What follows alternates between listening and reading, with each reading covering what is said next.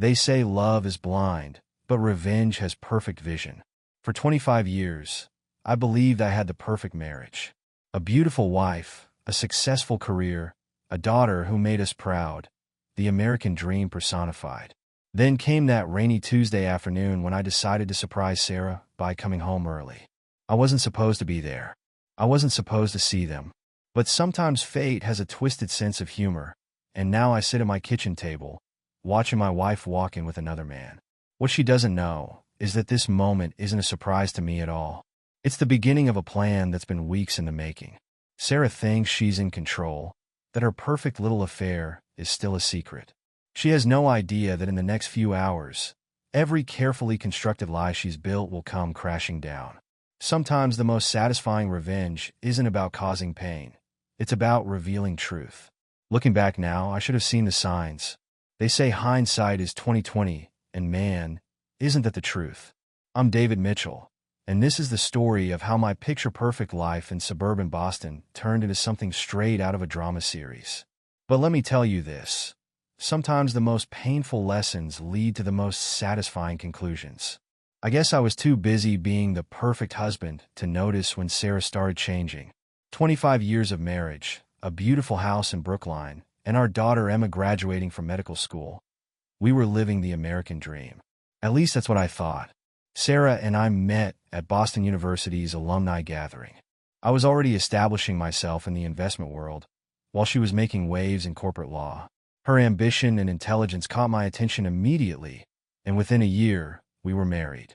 We built our life methodically, step by step. Sarah made partner at her law firm by 30, while I grew my investment firm into one of Boston's most respected boutique agencies. We had Emma 2 years after getting married, and watching Sarah balance motherhood with her career made me fall in love with her even more. Our friends called us the power couple, and we wore that label with pride. It all began on a rainy Tuesday afternoon in October. I'd taken the day off from my investment firm to prepare for our upcoming anniversary. 25 years, it seemed surreal. I'd spent the morning arranging everything. The private dinner reservation at L'Espalier, her favorite flowers ordered, and the diamond necklace I'd picked out last month sitting in my desk drawer. Funny how life throws curveballs when you least expect them. I was sitting in our kitchen, finalizing the last details over email, when I heard the garage door open. The sound was unexpected. Sarah never came home before 6, and it was barely 3:30. The click of heels on our marble floor told me it was definitely her. My wife of a quarter-century walked in, her blonde hair perfectly styled as always, wearing that navy Burberry dress I'd given her for her birthday. But she wasn't alone. Behind her stood a tall man in an expensive suit, looking like he'd stepped out of a GQ magazine. He was younger than us, probably in his late 30s, with the kind of confidence that comes from never having faced real adversity. My stomach twisted as I watched his hand casually resting on my wife's lower back, a gesture that spoke of familiarity that shouldn't exist. Sarah froze when she saw me, her green eyes widening in surprise. "David, why aren't you at work?" Her voice had that slight tremor I'd come to recognize whenever she was caught off guard. The man behind her shifted uncomfortably, but didn't remove his hand from her back. I noticed how Sarah's left hand fidgeted with her wedding ring, a nervous habit she'd had since our wedding day. But this time, it wasn't nerves about giving a big presentation or meeting important clients. No, this was different. The air in our tastefully decorated kitchen felt thick with tension and unspoken truths. "I took the day off," I replied calmly, though my heart was racing. "I thought I'd get some anniversary preparations done." I watched as Sarah's face paled slightly at the mention of our anniversary. She'd been so distant lately, canceling our regular dinner dates, staying late at the office. Now it all made sense, like pieces of a puzzle finally falling into place. The silence in the kitchen stretched for what felt like an eternity before Sarah finally cleared her throat. I watched her carefully, noting how her perfectly manicured fingers gripped her designer handbag just a little too tightly. 25 years of marriage had taught me every tell she had. "David, this is Marcus Reynolds. He's our new senior partner at the firm." She attempted to sound professional, but I caught the slight waver in her voice. Marcus stepped forward, extending his hand with practiced charm, his movement smooth and confident, like a politician at a fundraiser. "Mr. Mitchell, it's a pleasure to meet you. I've heard so much about you." His voice carried that smooth confidence typical of high-powered attorneys. Early 40s, perfectly tailored Tom Ford suit, Rolex Submariner on his wrist. Everything about him screamed success and ambition. The kind of man who had probably never heard the word no in his professional life. I ignored his outstretched hand and instead took a slow sip from my coffee mug, savoring the tension in the room. Funny, I've heard absolutely nothing about you. I watched as Sarah's face tightened at my deliberate rudeness. And please call me Mr. Mitchell. Only friends call me David. The kitchen, with its gleaming granite countertops and high-end appliances, suddenly felt smaller, more confining. Sarah's anniversary gift, still hidden in my desk drawer upstairs, felt like a lead weight on my conscience. Sarah stepped between us, her lawyer instincts kicking in. We were just going over some case files. The Thompson merger is proving more complicated than expected. She moved toward the kitchen island, putting some distance between herself and Marcus, but I noticed how her eyes flickered to him briefly, seeking reassurance. The Thompson merger? I smiled, remembering the email I'd received last week from an anonymous source. Wasn't that finalized 3 days ago? The press release is already drafted. I watched as Sarah's carefully composed expression faltered, the mask of professional confidence slipping for just a moment. Marcus jumped in smoothly. We're dealing with some post-merger integration issues. He loosened his tie slightly, the first crack in his polished exterior. A light sheen of sweat had appeared on his forehead. Complex legal matters, you understand? Oh, I understand complex matters quite well, I replied, my voice carrying an edge that made Sarah flinch. For instance, I understand that your wife, Catherine, is still settling into her new position at Boston General Hospital. Pediatric surgery must be demanding. The color drained from Marcus's face so quickly it was almost comical. Sarah's head snapped toward him, her eyes widening in shock and betrayal. Your wife? You told me you were divorced 2 years ago. Her voice cracked slightly on the last word. I leaned back in my chair, watching the perfect facade begin to crumble. Would you like to see the lovely family photo the hospital published last month? Your kids are adorable, Marcus.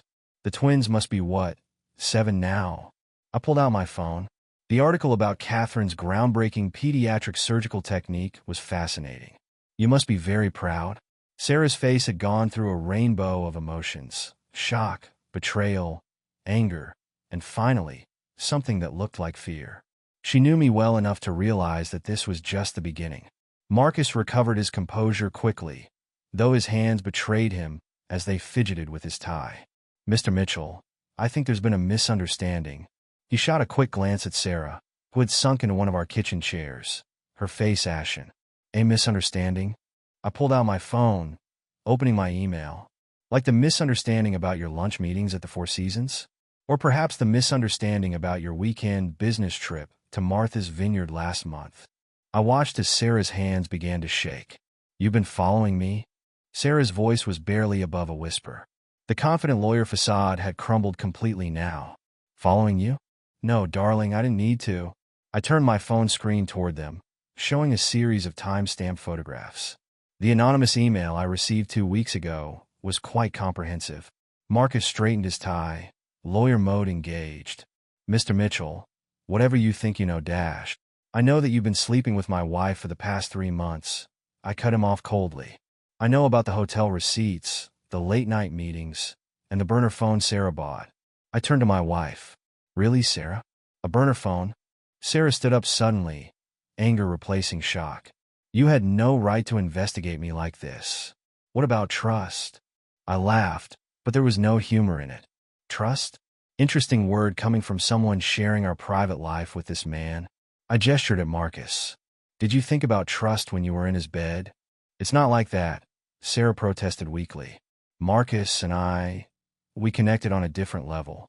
You've been so distant lately. Spare me the justifications, I interrupted. Let's discuss your plans for this weekend. New York City, wasn't it? Our special place, Sarah? The city where I proposed, where we spent our honeymoon? Marcus tried to step in. Mr. Mitchell, this is getting out of hand. Perhaps we should all take some time to cool off dash. Oh, we're just getting started, I replied, pulling out a manila envelope. But before we continue, Marcus, would you like to call Catherine? I'm sure she'd love to hear about your plans. I have her number right here. Sarah's head snapped up. You wouldn't, she whispered. I smiled, the kind of smile that made both of them step back. Wouldn't I? You seem very certain about what I would or wouldn't do. But then again, you also seemed certain I'd never find out about your affair. I spread the contents of the envelope on the kitchen island, photographs, hotel receipts, phone records, and our prenuptial agreement. Sarah's eyes widened in recognition. Is that? She started, her voice trailing off. Yes, it is. And before your boyfriend starts spouting legal advice, you might want to know that I've had it updated and revalidated every 2 years. Your signature is on every version. Marcus reached for the documents, but I stopped him with a look. Your legal expertise won't be necessary. In fact, I've already taken care of all the legal matters. Would you like to know what else I've been doing while you two were playing house? Sarah, why don't you sit down? I gestured to the kitchen chair. You too, Marcus. We're about to have a rather interesting video conference. I pulled out my laptop from my briefcase and set it on the counter. Sarah's legal instincts finally kicked in. I'm not doing anything without my attorney present. Oh, that won't be necessary, I smiled, opening my laptop. You see, I've already consulted with several attorneys. In fact, we're about to meet one right now. I pressed a few keys, and the familiar Zoom connecting sound filled our kitchen. David, can you hear me? A distinguished-looking man in his 60s appeared on the screen. Perfectly, Richard. I believe you know my wife, Sarah. I watched as Sarah's face drained of color. Richard Thompson was the managing partner of her law firm's biggest rival. Sarah, it's been a while. Richard nodded curtly. Marcus, I must say I'm disappointed, though not entirely surprised. Marcus stepped forward, his lawyer persona trying to reassert itself. Mr. Thompson, I don't understand why you're involved in a private matter. Private? Richard's laugh was cold. Nothing about this is private anymore, Marcus. The ethics board received quite a comprehensive file this morning. Sleeping with a client's wife? That's a serious breach of professional conduct. I watched as Marcus's perfect facade cracked further. Ethics board, he whispered. Did you really think I'd just sit back and let this play out? I asked, turning to face them both. While you were planning your romantic weekend in New York, I was planning too. Richard, would you like to share the news? Certainly. Richard adjusted his glasses. Marcus, effective immediately. You're suspended pending an ethics investigation. Sarah, given your involvement with a colleague and the misuse of firm resources for personal affairs, the partners will be voting on your position this afternoon. Sarah jumped up. You can't do this. I've given 15 years to this firm, and you threw it all away, for what? I asked quietly. A few months of excitement with a man who couldn't even be honest about his own marriage? Speaking of marriage, Richard continued, Catherine was quite interested in the information we shared with her this morning. Marcus collapsed into a chair. You contacted my wife?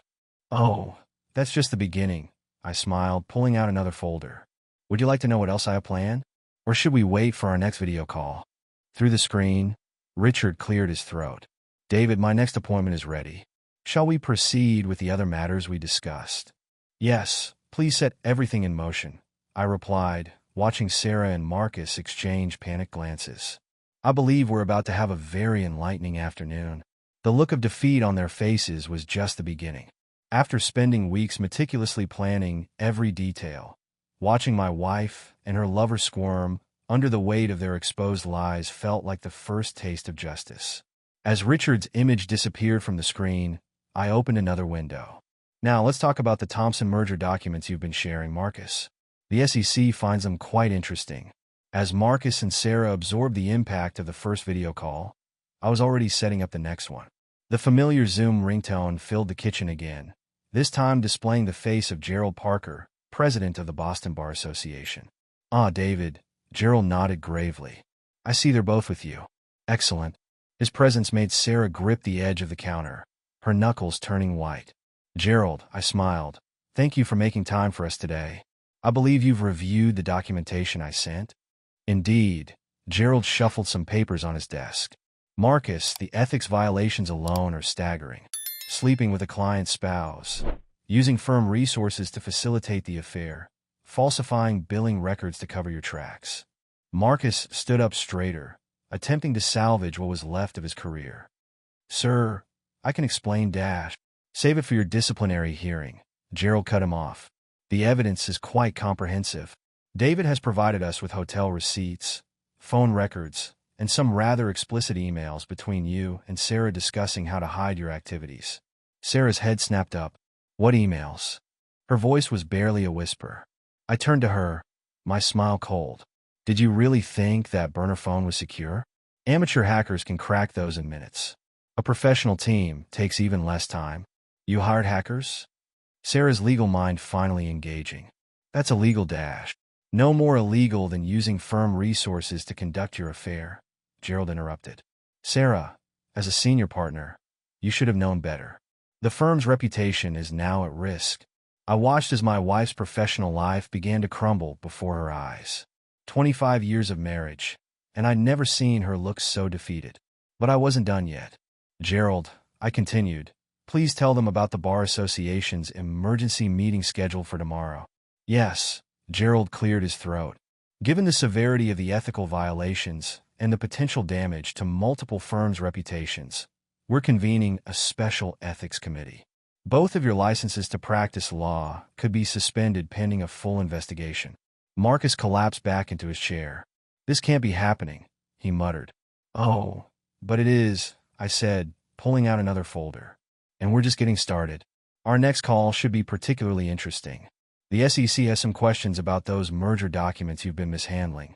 Sarah's head snapped up. The SEC? David, what have you done? Me? I laughed softly. I simply provided information to the relevant authorities. You two did all the rest yourselves. Amazing what people will reveal when they think they're being careful. Gerald spoke up again. I should mention that several of your recent cases will need to be reviewed. The appearance of impropriety alone could cause significant issues for your clients. The weight of their professional destruction hung heavy in the air. Everything they'd worked for, their reputations, their careers, all balanced on the edge of a cliff. And I was about to give them the final push. Thank you, Gerald, I said, moving my cursor to end the call. I believe our next appointment is in 5 minutes. The SEC doesn't like to be kept waiting. As Gerald's image disappeared from the screen, I looked at my wife and her lover. Their perfect worlds were shattering piece by piece, and we weren't even halfway through my planned revelations. Shall we continue? I asked, already dialing the next number. I believe this next part will be particularly enlightening for both of you. The SEC investigation call was brief, but devastating. The investigator detailed the suspicious patterns in their communications and trading activities related to the Thompson merger. As the call ended, Sarah looked physically ill. I clicked a new link immediately. William Bennett, the managing partner of Marcus's law firm, appeared on screen. Marcus, William's normally friendly face was stern. I've just finished reviewing the evidence Mr. Mitchell provided. In my 30 years of practice, I've never seen such a blatant disregard for professional ethics. Marcus tried to straighten his tie. William, I can explain dash. Save it. William cut him off. The partners have already voted. You're terminated, effective immediately. Security is clearing out your office as we speak. Sarah reached for Marcus's hand, but he pulled away, his world crumbling around him. I couldn't help but notice how quickly he distanced himself when things got tough. That's not all, William continued. We're filing a formal complaint with the Bar Association. The misuse of firm resources, the ethical violations, the potential SEC violations, it's all documented. And Sarah, your firm has been notified as well. Sarah's professional mask finally cracked. My firm? What do you mean? Did you think they wouldn't find out? I asked quietly. About how you shared confidential information with Marcus. How you helped him manipulate case information to cover your tracks. William nodded gravely. The evidence suggests collusion between you two that goes beyond just the affair. Multiple cases will need to be reviewed. Clients will need to be notified. No, Sarah whispered, you can't do this. My reputation dash. Your reputation? I laughed softly. You should have thought about that before you started sleeping with a colleague and compromising client confidentiality. Marcus suddenly stood up. This is a witch hunt. You can't prove dash. Actually, we can, William interrupted, holding up a file. Phone records, emails, hotel receipts, surveillance photos. Even recordings of your conversations in the firm's conference rooms. Sarah's head snapped up. Recordings? Those new smart conference room systems your firm installed last month? They record everything, including those late-night strategy sessions you two enjoyed. William cleared his throat. The ethics committee has scheduled an emergency hearing for tomorrow. Given the severity of the violations, they're considering immediate suspension of both your law licenses. Thank you, William, I said, ending the call. I turned to face them. Comfortable? We're only halfway through our schedule. Next up is someone I think you'll both recognize from your weekend getaway plans. Marcus looked confused, but Sarah's face showed real fear. She knew what was coming next. I clicked the next link on my laptop, and a new face appeared on screen. Catherine Reynolds, Marcus's wife, looked directly at her husband, her expression a mix of anger and disappointment. "Hello, Marcus," she said quietly. The calm in her voice was more terrifying than any shouting could have been. Sarah visibly flinched at the sight of the woman whose marriage she'd helped destroy. "Kathy," Marcus whispered, his face losing what little color remained. Why are you dashed?" "Mr. Mitchell contacted me last week," Catherine interrupted. "He was kind enough to share some very interesting information about your late nights at the office." I watched as Marcus struggled to find words. Sarah sat frozen, facing the reality of the other life she'd helped destroy. Catherine continued, her voice steady but cold. "The twins asked about you this morning. I told them Daddy's been busy with work. I didn't have the heart to tell them their father's been busy destroying his career and our marriage." "The children," Marcus started, but Catherine cut him off. "Don't you dare mention our children. Not after what I've seen." She held up her phone. "Hotel receipts, Marcus? In the same city where our kids have their soccer tournaments? While I was sitting in the bleachers, cheering them on, you were in a hotel with her." Sarah tried to speak. "Mrs. Reynolds." I dashed. "Don't." Catherine's voice could have frozen fire. "Don't you dare speak to me. You knew about me. About our children. Marcus told me how you two laughed about his boring family life in those hotel rooms." I watched Sarah's face crumble as she realized the full extent of Marcus's betrayal. Not just of his wife, but of her as well. All those stories about being divorced, about his lonely life, lies within lies. "The divorce papers will be filed today," Catherine continued. "And Marcus? Your mother called. She'd like her grandmother's ring back. The one you gave to your girlfriend here while still wearing the wedding ring I gave you." Sarah's hand flew to her neck, where a vintage diamond pendant hung on a chain, Marcus's family heirloom gift to her last month. The look of humiliation on her face was almost painful to watch. "Almost. Kathy, please." Marcus stood up. "We could talk about this, Dash." "Talk?" Catherine laughed bitterly. "Like how you talked to the headmaster at the twins' school, explaining why the tuition check bounced? Don't worry, I've taken care of it. Though your new unemployment situation might make the next payment interesting." I watched as Marcus collapsed back into his chair. Everything he'd built, every lie he'd told, all crumbling at once. "The movers will be at the house tomorrow," Catherine finished. "Don't bother coming home. Your things will be in storage. Once you find a new place and can afford the fees." Before ending the call, Catherine turned to Sarah. "He told you he was divorced? That I was out of the picture? Interesting. He told his last mistress the same thing. And the one before her." The screen went dark, leaving a devastating silence in its wake. Sarah turned to Marcus, tears in her eyes. "Last mistress? The one before her?" I smiled, pulling up another video call. "Oh, did Marcus not tell you about Jessica? Or Amanda?" "Don't worry. They're both eager to share their stories." The revelation about Marcus's other affairs had left Sarah completely shattered. But I wasn't done yet. I had saved the most devastating blow for last. As I clicked the next video link, Sarah's eyes widened in recognition of the familiar ringtone, our daughter's special tone. "Hi, Dad." Rachel appeared on screen, her face serious. At 28, she was the spitting image of Sarah at that age. But right now, there was none of her mother's warmth in her expression. "Rachel?" Sarah lurched forward. "Honey, what are you dash?" "Don't honey me, Mom." Rachel cut her off. "I've been listening to everything for the past hour. Dad thought I deserved to know what was happening to our family." Sarah collapsed back into her chair. "Baby, please, this is complicated, Dash." "Complicated?" Rachel's laugh was bitter. "Was it complicated when you missed my pregnancy announcement dinner last month because you were with him?" She pointed at Marcus. "At that hotel in Providence?" I watched as Sarah's face crumbled. Your pregnancy dinner. But you told me it was canceled dash. No, Mom. I told everyone else it was postponed because you didn't show up. Do you know how it felt, sitting there with James and our families, making excuses for you? Marcus tried to stand, perhaps sensing it was time to leave, but my glare kept him in place.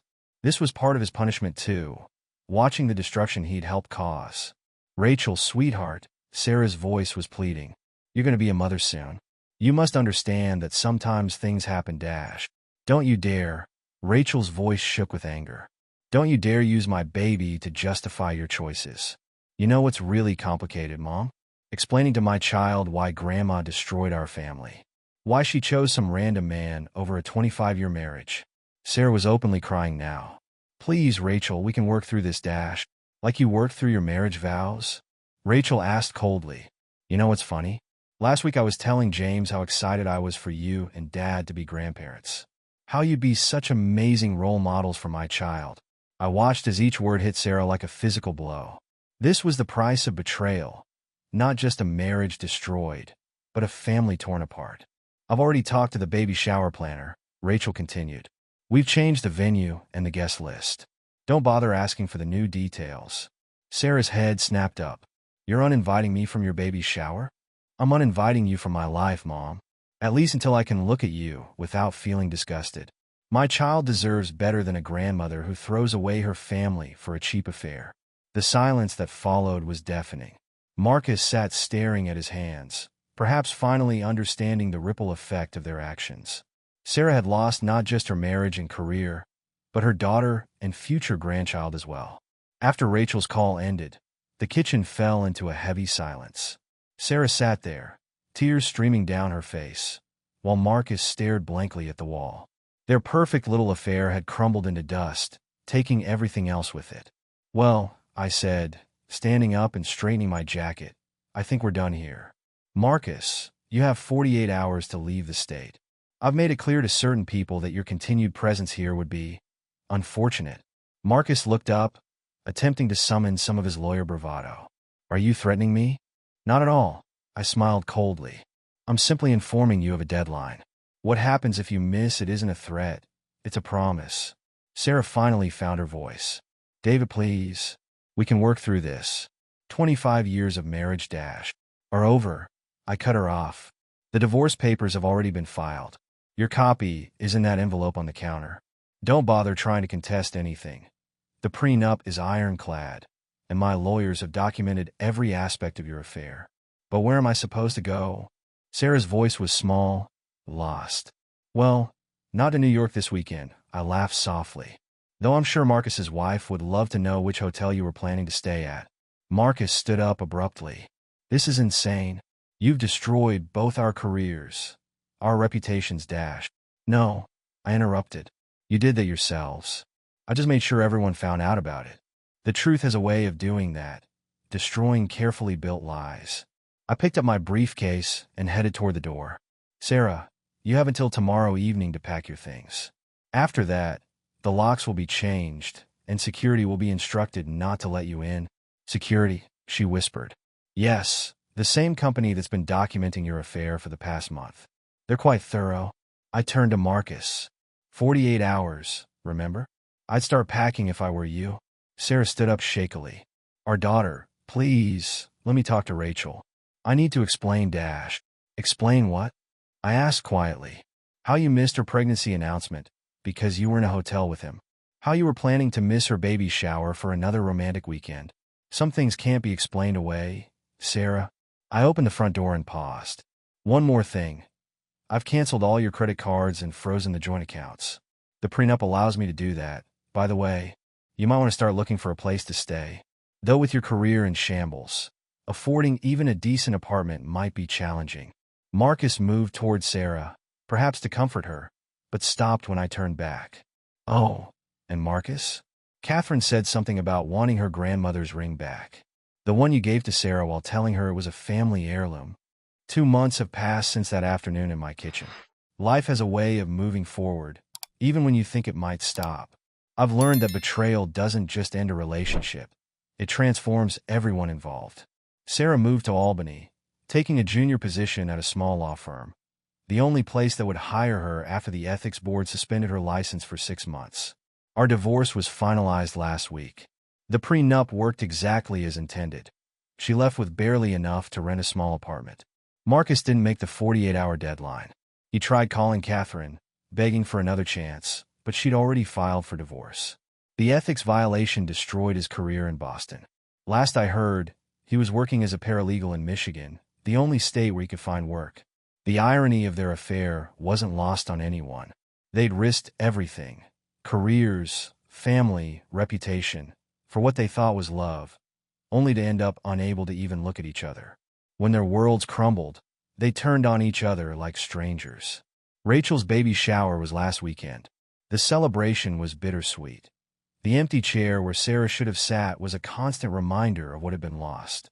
But when Rachel showed me the ultrasound pictures, revealing twins, I felt hope for the first time in months. Our family would grow, even if it was smaller now. I still see Dr. Waters, my therapist. She helps me understand that while trust can be shattered in an instant, rebuilding yourself takes time. Love isn't blind, she often reminds me, but sometimes we choose not to see. The house feels different now. I've redecorated, removing every trace of Sarah. The kitchen, where everything fell apart, has been completely renovated. Sometimes, late at night, I think about those 25 years of marriage and wonder if there were signs I missed, or if Sarah had been living a double life all along. Catherine reached out last month, thanking me for exposing the affair before it could hurt her children more. Her twins are adjusting to their new normal, though they still ask about their father. Some wounds take generations to heal. The anonymous email that started it all? I finally traced it back to Jessica, one of Marcus's previous conquests. She'd recognized him with Sarah at a restaurant and decided to prevent another family from being destroyed. Sometimes justice comes from unexpected places. Last week, I ran into Sarah at Rachel's doctor's appointment. She looked older, tired, the designer clothes replaced by off-the-rack basics. She tried to speak to me, perhaps to apologize or explain, but I just walked past her. Some betrayals go beyond forgiveness. Rachel is due in 3 months. She's decided to name one of the twins David, after me. Life is a way of giving back what betrayal takes away. New beginnings rise from the ashes of broken trust. I've learned that revenge, when served cold and calculated, isn't about causing pain. It's about revealing truth. Sarah and Marcus didn't just lose their love affair. They lost everything they'd spent their lives building. Their punishment wasn't my elaborate plan. It was living with the consequences of their own choices.